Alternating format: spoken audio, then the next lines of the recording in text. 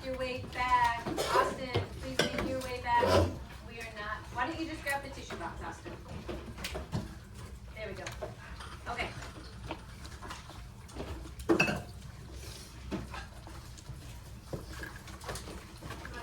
Yep, you are all set. Okay. Good morning, everyone. Good morning, Miss. Okay, so today we are going to be working on reading comprehension. So, what you will need, your copy of the Hope Test. Turn it to page 248. So start getting that out. Your Chromebook, which should already be on your desk. And then later on, you'll need a pencil. So, you have 2 minutes to get all that stuff out now.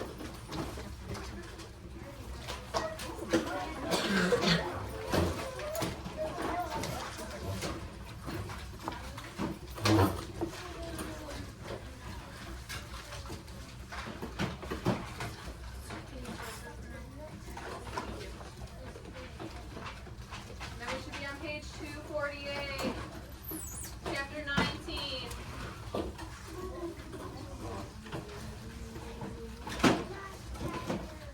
Yeah, this is the last chapter of the book, by the way. It is. Yeah. We're gonna finish the book tonight. It's until 261. Okay, if you have your book open, show me. Chapter 19. I want to see all books in the air. I mean, I have it open. Wait a tick. Yeah. Alright. This is the last chapter. Yeah, we know. We know. Okay, so what are we doing? Today we are going to read chapter 19 of the Hope Chest, the last chapter. After reading, we're going to answer 10 multiple choice questions to see what you can remember about the chapter. And then lastly, I'm going to challenge you to write down one thing you remember from the chapter. It could be anything. So we have our learning targets. I want everyone to read the first one together out loud in 3, 2, 1. I can answer 10 multiple choice questions based on chapter 19 of the Hope Test. Good. The second one. 3, 2, 1. I can write one detail I remember from chapter 19 of the Hope Test. Good. So, we're working on reading comprehension today. So before I show you, can anyone tell me what reading comprehension is? No? Does anyone have a guess? Jonah? Is it like where you like read the chapter that you're reading and then you answer questions? Kind of, yeah. So reading comprehension means to understand what you read. So after we read the chapter, we're going to answer questions. So you need to remember what you read in order to answer those questions. So we use reading comprehension when we're understanding the main idea, identifying the author's purpose, and summarizing. Have we done all of those things in this class? Yes. Yeah, so you're using your reading comprehension when you're doing those things. So we're going to start on chapter 19. Let me see one more time. Everyone's on page 248? Awesome. Okay, chapter 19. They took the streetcar out to the auto camp. The seats were already full and they had to stand. They didn't care. It seemed like nothing in the world could ever make them unhappy again. The city had built the campground to accommodate the new sport of auto camping, which had become so popular these last few years. Motorists could pitch their tents in the camps for free and stay as long as they wanted. Everyone was traveling all over America, at least everyone who could afford an automobile and some gasoline. And people said it was just like the old cover wagon days, only faster. But not much faster because the roads were so bad. Chloe and Violet walked to a tent at the back that had been turned around so that its door faced away from the rest of the campground to keep Mr. Martin better hidden, Violet guessed. But Mr. Martin was kneeling on the ground outside the tent, tending a fire. Myrtle stood beside him, clutching his shoulder possessively. There you are! He jumped up and hugged Chloe, then reddened and stepped back. I heard, we already won. Theo, what have you done to your face? Chloe demanded. Violet thought his face looked rather bruised and battered, and he had a black eye. He had also been given a terrible haircut. It looked like it was a pocket knife.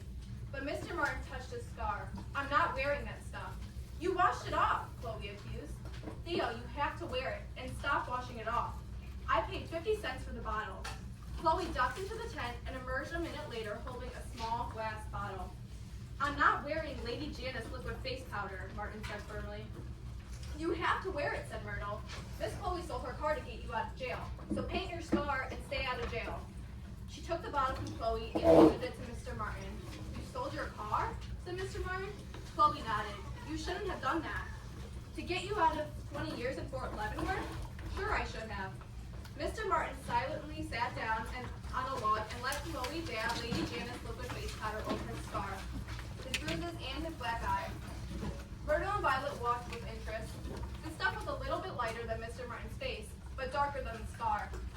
Once Chloe put on several coats, you couldn't see the scar if you looked at him from a distance. Or you probably wouldn't if you didn't already know the scar was there, Violet thought. And on a darker day, maybe. Now we'll celebrate, Mr. Martin said. You ladies are about to taste the finest Hungarian dishes, roka, krumpli, and ziegenarspec. Nothing else is good enough to celebrate the 19th Amendment of the U.S. Constitution. At least nothing that is legal in these abstemious times. He reached to the tent and brought out a paper stack from which he began pulling out potatoes, onions, eggs, a cut of bacon, and a paper twist of spices. Theo, you went grocery shopping? Chloe said in dismay. Anyone could have seen you. I only went to the camp store, said Mr. Martin with a shrug. He pulled out his pocket knife, which Myrtle had returned to him, and he began peeling potatoes. You're hopeless, said Chloe, sitting down beside him and taking a knife from her handbag. We have to get you out of this country quickly. Although it was still sunny, a shadow seemed to have fallen over the campsite. They all drew closer as if for warmth, although it was a hot day. There was silence for a moment. I was thinking about Argentina, said Mr. Martin, dismally slicing a potato. They say it's very nice there. Do you speak Spanish? Violet asked. No, said Theo. He set a naked potato on the toe of his boot and sliced it in half. I've been meaning to learn. What about Alaska? Said Chloe. Mr. Martin looked at her in surprise. Why would I go to Alaska? Because Alaska gave women the vote as its very first territorial act, said Chloe. And because it's a territory, not a state, and they hardly have any laws there. And it's about 5,000 miles away from Attorney General Palmer and his friend J. Edgar Hoover and their agents. And there are plenty of people there who have found it convenient to change their names. You seem to know a lot about Alaska, said Mr. Martin with a depressed-looking smile. She's wanted to go there all her life, Violet put in. She remembered the picture Chloe had drawn for her of an Eskimo driving a dog sled. Mr. Martin picked up another potato and studied it thoughtfully. He looked at Chloe quickly and then back at the potato. Do you want to go there? He stopped at a loss for words and stared at the potato. Do you want to go there with him, Miss Chloe? Myrtle finished firmly. Say yes. Excuse me, Violet said, jumping up. I have to use the... She stumbled blindly away from the campsite. She didn't have to use anything. She wandered between an auto tent set up against the side of a pan-touring car and a red and white striped tent that smelled strongly of mildew. She accidentally walked into the midst of a family sitting on the ground eating liverwurst sandwiches and pickles. She knew it was dumb of her, but she just assumed Chloe would be going back to New York. She had gone on thinking that Chloe would let Violet live with her, even though Chloe had changed the subject every time she brought it up. She hadn't thought that Chloe, independent Chloe, who had spent her hope chest money on a car and called it her freedom, would ever get married. Well, lots of people say they never want to get married, and then they just went and got married, just the same. But they didn't go to Alaska when they did it. Violet wandered over to the bathroom. It had real toilets and running water. She wandered on and found a kitchen house with real stoves in it. All this for free, Violet thought. They shouldn't have wasted their money in the hotel, but she supposed it had been the National Women's Party's money. Chloe, Violet realized, had just come to the end of a long battle. Violet had cared about women winning the vote for the last week or so, ever since she met the woman waiting for her son's coffin in Chattanooga. And these last few days, it had meant a great deal to her. But she hadn't fought for it like Chloe had. That Chloe would want to move on to something else that was now normal, she supposed. That Mr. Martin should be the something else she wanted to move on to was, well, probably also normal. Only to be expected, really. Mother and father would be absolutely furious, Violet smiled. That was some consolation. Furious wasn't even the word for it. They had wanted Chloe to marry a Mr. R, not a one-eyed, seven-figured Bolshevik who was on the run from the law and kept changing his name.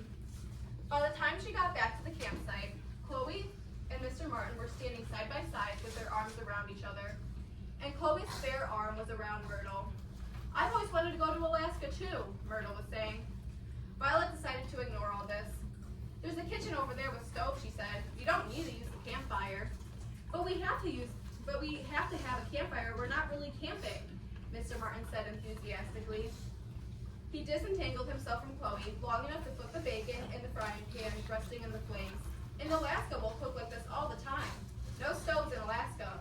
It's very cold there, Violet reminded him. Most of the year, it's all snow and ice. And dog sleds, Chloe said. And mountains. She patted Myrtle on the head. We'll have to wrap Myrtle up in a caribou parka to keep her warm. Violet burned with jealousy. She knew that she had a home to go back to. She didn't want to go back to it, but she could, and Myrtle didn't. She knew that Mr. Martin had to leave the country or go to jail, but it wasn't fair. She had brought all of them together, found Chloe for Mr. Martin and for Myrtle, and Myrtle for Mr. Martin for Chloe. That the three of them should all go up to Alaska and leave her was completely unfair. I want to go to Alaska too, Violet said. The three of them looked at her. Their faces were all sad, as if they knew she wasn't going to Alaska. Let's eat, said Mr. Martin.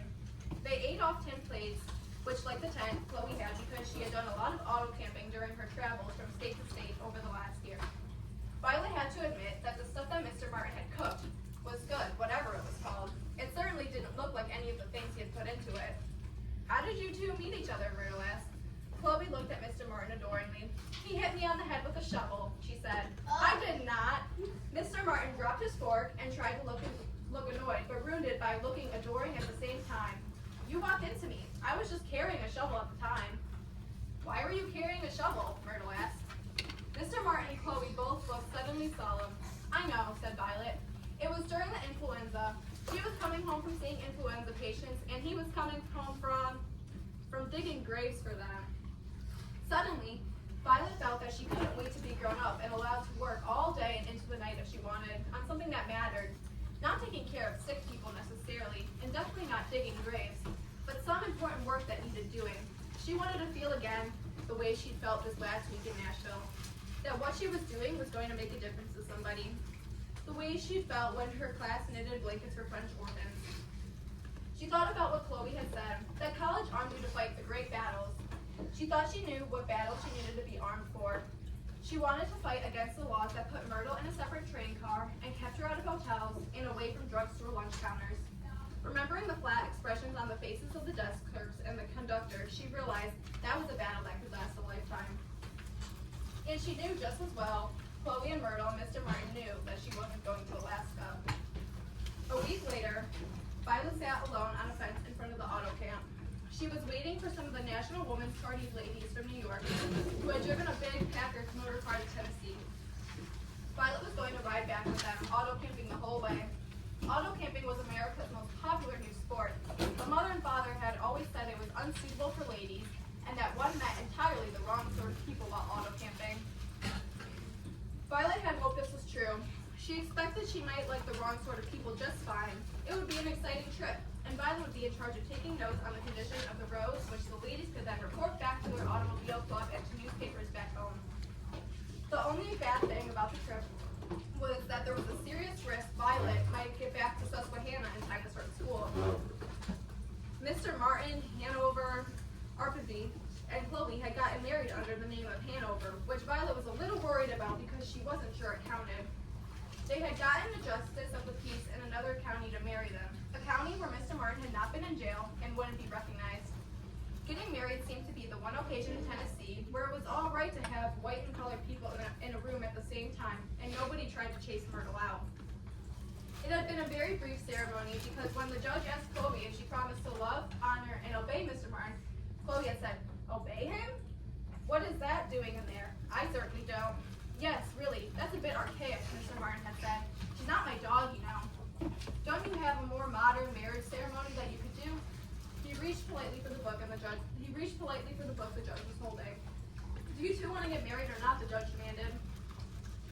"Yes, of course," said Chloe, Mr. Martin said. "That's what we're here for."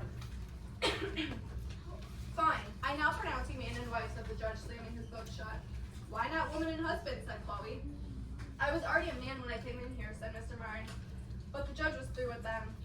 The Antis had tried for several days to get the Tennessee House to overturn the ratification of the 19th Amendment, but instead the House voted and passed the amendment again.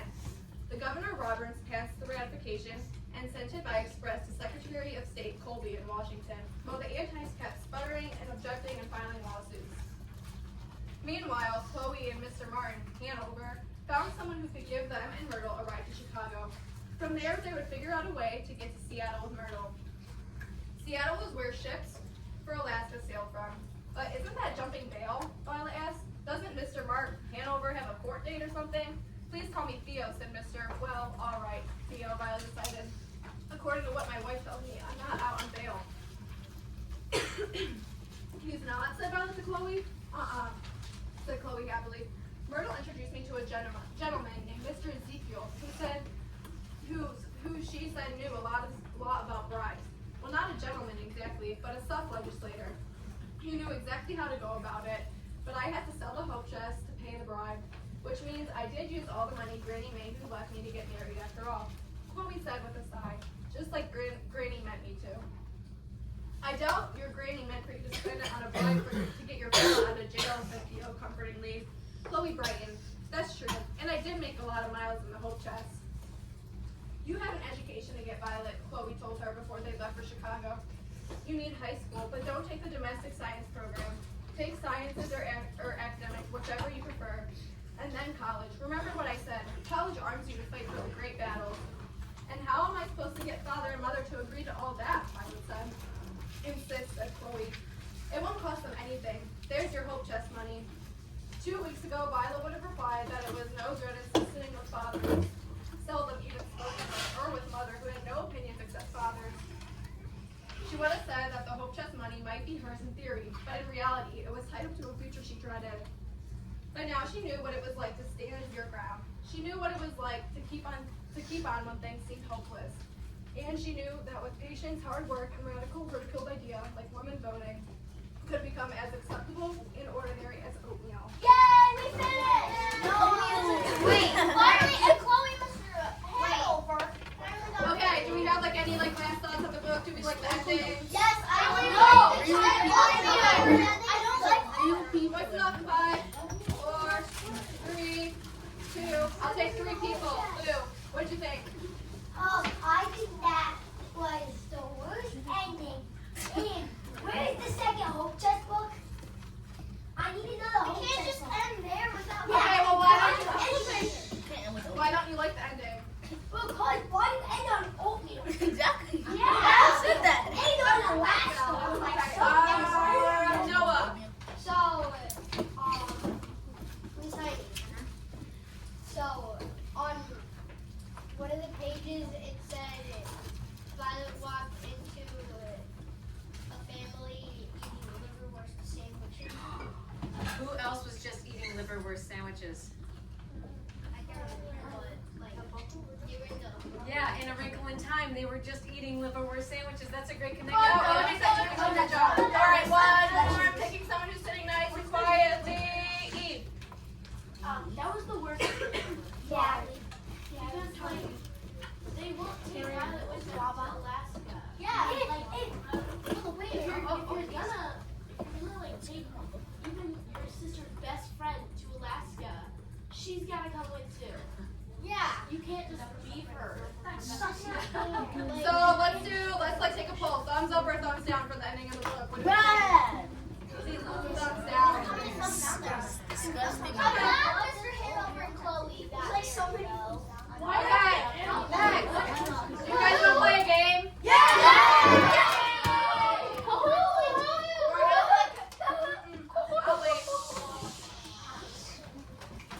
We're gonna play Kahoot. Okay, so open your computers.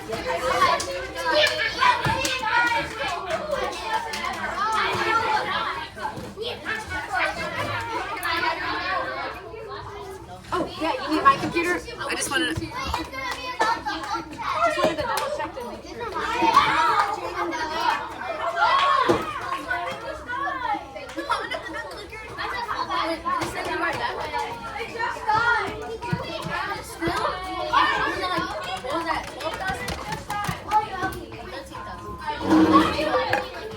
Bro, I have no water.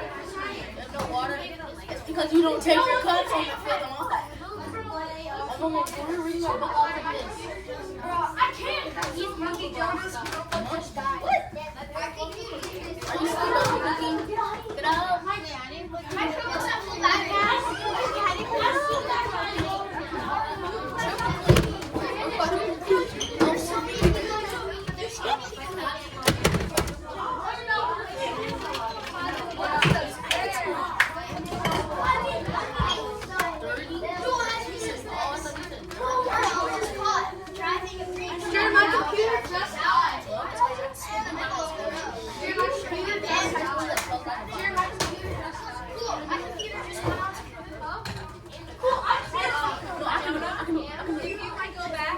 find one of them that just says Heine on it? Oh, perfect. Yeah, I told you. I said cheated. Please tell me cheating. My fingers are ready. How am I cheating? It's not April. It's not April. Yeah, she's still in the duck. Okay, clap once if you can hear me. Clap twice. Thank you. Okay, so give me a second. Moving a little bit slowly.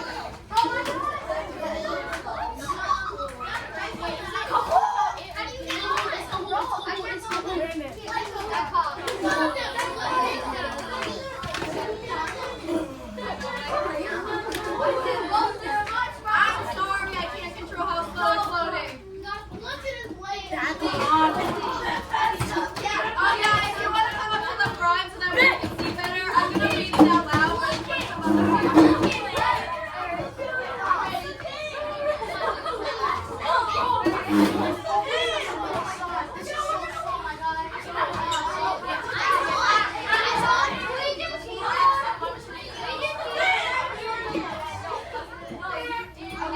Alright.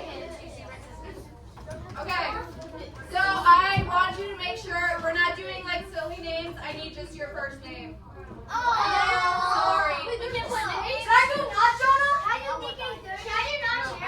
We are doing just our first name. Sorry.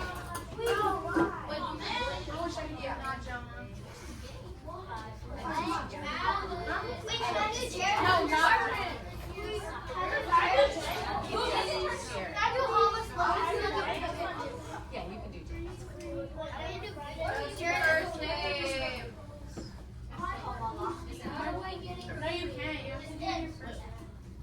I need to be able to tell it's you.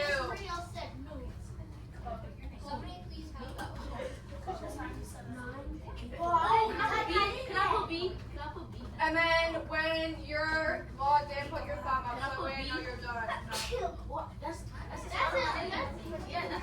Put your thumb up when you're logged in so I know you're done.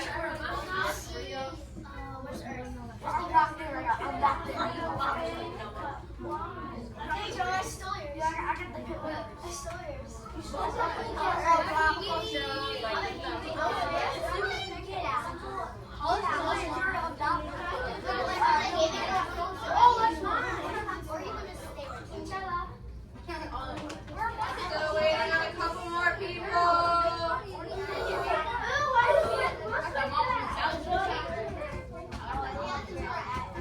Okay, can I have all this at he and 5, 4. I'm not starting. 1. Okay. I know you guys are excited, but while we are playing, we are not yelling. We're gonna keep like normal inside voices, okay? I will read each question to you, and then you're gonna pick the answer you think best fits. And if you win, you get a Jolly Rancher. Only if you win. Everybody choose the girl with the headphones.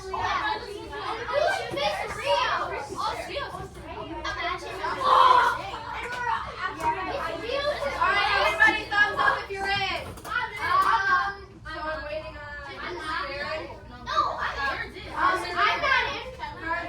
Almost in right now.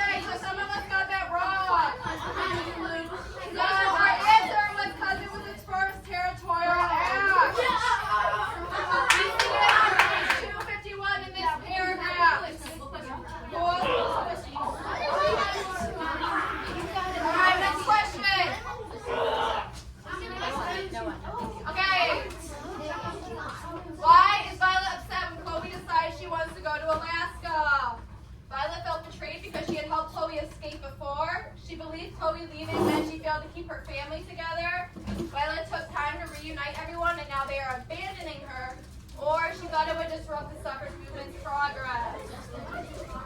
I think I got it Take your wrong. best guess.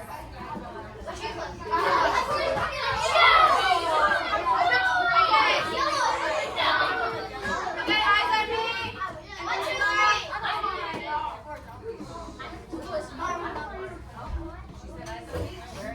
Okay. So, can someone tell me where they remember from the chapter the right answer? It said it on page.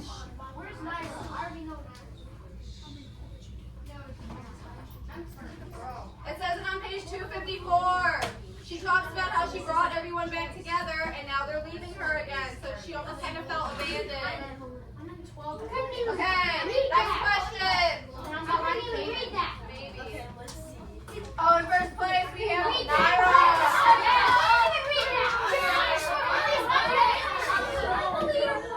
Alright, question 4. Why is Violet excited about becoming a grown-up? She believes adulthood will give her the chance to travel the world. She is eager to escape her family and live independently. She is determined to work in politics, or she wants to make a difference in someone's life.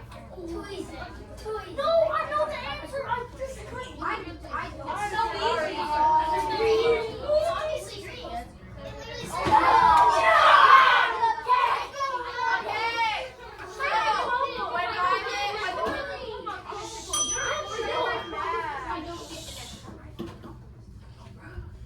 So when Violet was talking about being upset that Chloe was leaving, she also kind of realized that she was excited to be a grown-up and be able to go off on her own and do all these great things that Violet did. Maybe not in the same way, but she still wanted to be able to make a difference in someone's life. Before I move on, after the questions, make sure we're not screaming, okay? We're getting like crazy after the questions, so let's like bring it down a little bit, okay? Okay, and oh, Cameron, I'm leaderboard now. Why does Chloe's decision to go to Alaska relate to the suffrage movement? It shows the movement is becoming more extreme. It shows the suffrage movement spreading to new places where it can succeed. It means Chloe has lost hope in the movement in the South, or it shows Chloe no longer cares about the suffrage cause. No way. Chloe? I got it wrong. You? Me? I feel like these are pretty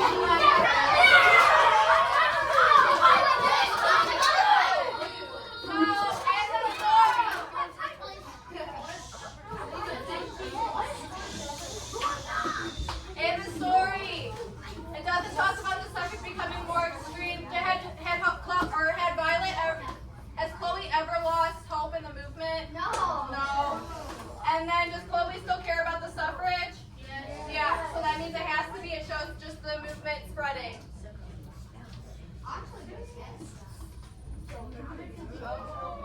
There's the shirt.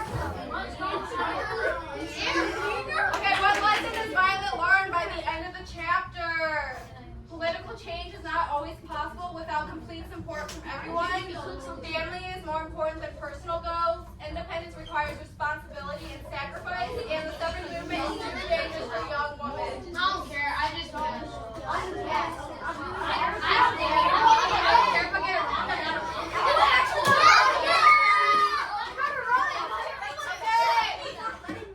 Five, 4, 3, 2. I don't know why I still hear voices. Okay, so once again, political change is not possible without complete support from everyone shown in the story. In that chapter? No. Do they talk about family being more important than personal goals in the chapter? No. And then, is the suffrage movement too dangerous for young women? Does it talk about that? So it's independence requires responsibility and sacrifice.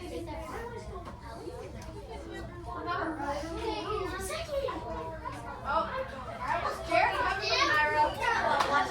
I'm coming, buddy. I'm coming. What emotions do Violet feel most strongly as Chloe prepares to leave? Loneliness, excitement, anger, jealousy.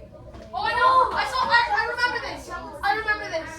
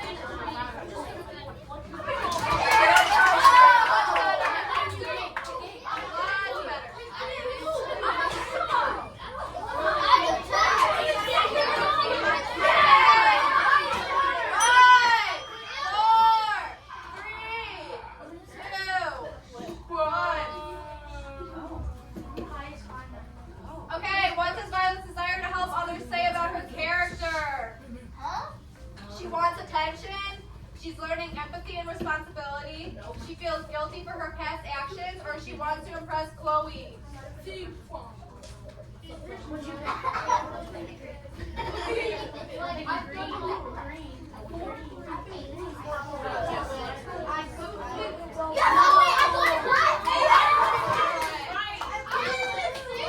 Alright, this is our last question. So, let's see.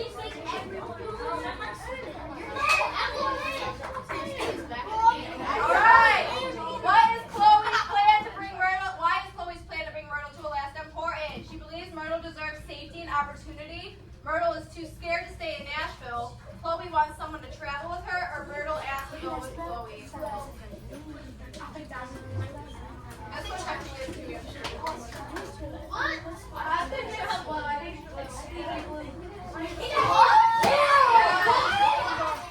I'm 21st. Okay. So, yes, Myrtle did ask to go with Chloe, but Chloe thinks that Myrtle deserves safety and opportunity. Okay, let's see who's in first.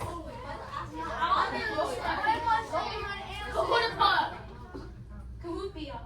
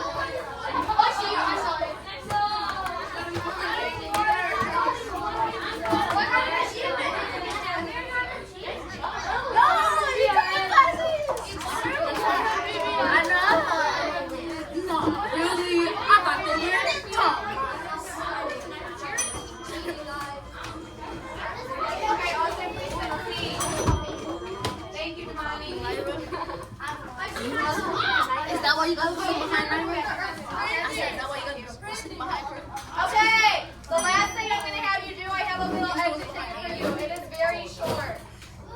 So, make sure you write your name. The name part got cut off on some of the top of them. So, if it doesn't have the name part, just write your name on the bottom, okay? So, the question I have on here is what is the most important detail you can remember from chapter 19 of the Hope Chest? If you are having a hard time remembering the most important detail, you can write down any detail you can remember. If you want to challenge yourself, try and write more than one, okay? Can I have my paper passers? My paper passers. What's all? What's happening? Hey, baby, hi. I'm taking a mountain too. What happened? What? It's for teacher appreciation. Okay. I'm excited. Once you get your paper, write your name and then answer the question. I can eat that.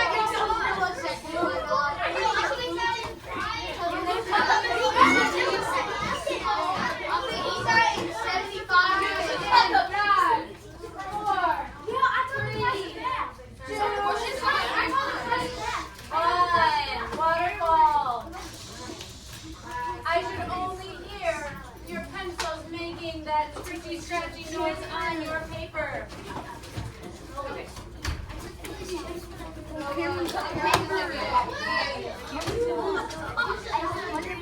Does everybody have an exit ticket? I know. Okay, I see Brenda passing out the last row. Work it. I think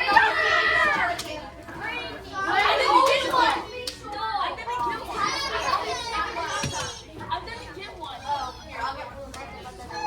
Brandon, do you have an idea? Luke took mine. Here. Luke took mine. Do you have any erase marker? I need one. Luke took mine. I just gave him one. No, Luke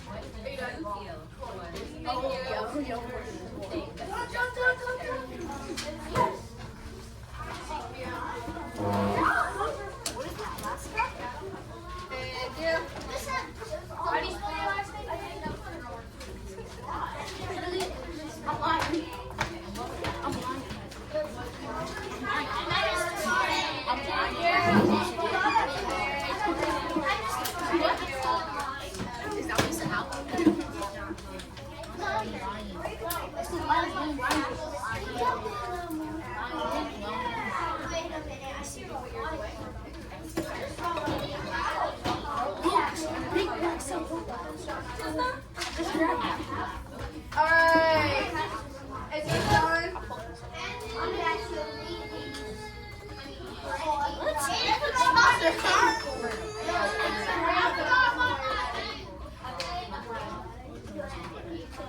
He's not. Teacher. I'll admit it, partner. Teacher.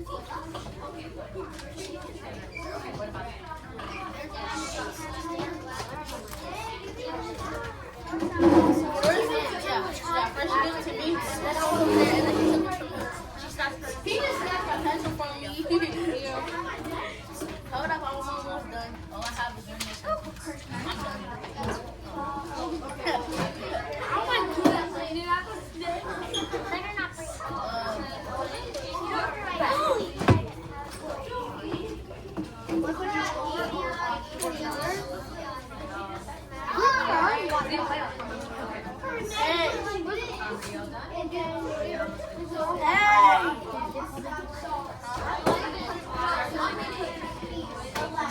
Alright, if you are done, you should be in your seat. Thank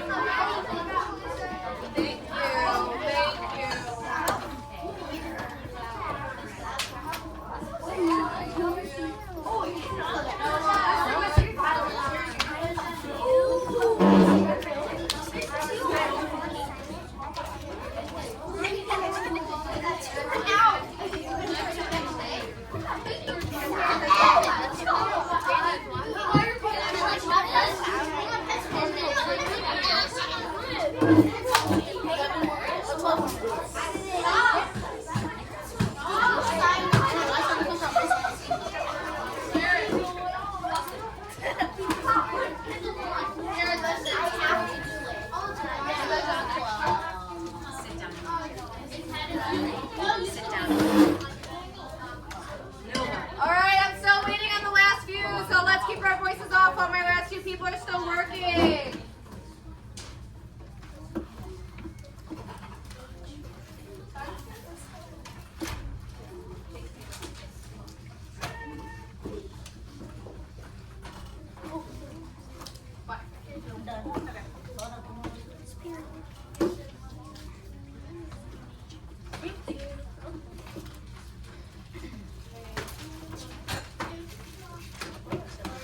My last one or two, thank you for sitting quietly.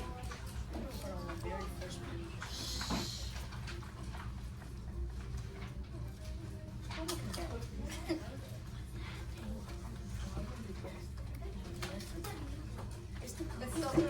Are you done? All right, do I have everybody's? Yes. Okay. Except, wait, yes. Okay, so just to kind of wrap up our lesson, can someone tell me why they think we did this lesson today? Luke? Because you finished book. Yeah, that's part of it. So why did we focus on reading comprehension though? Why did we focus on remembering what we read, Hollis? Because so we can remember the details and all the things, so we know what to do on the exam. Good, because when we're doing things such as writing about a book we read, do we have to remember what we read? Yes. Yeah. So with that, why is remembering what we read so important? Charlie?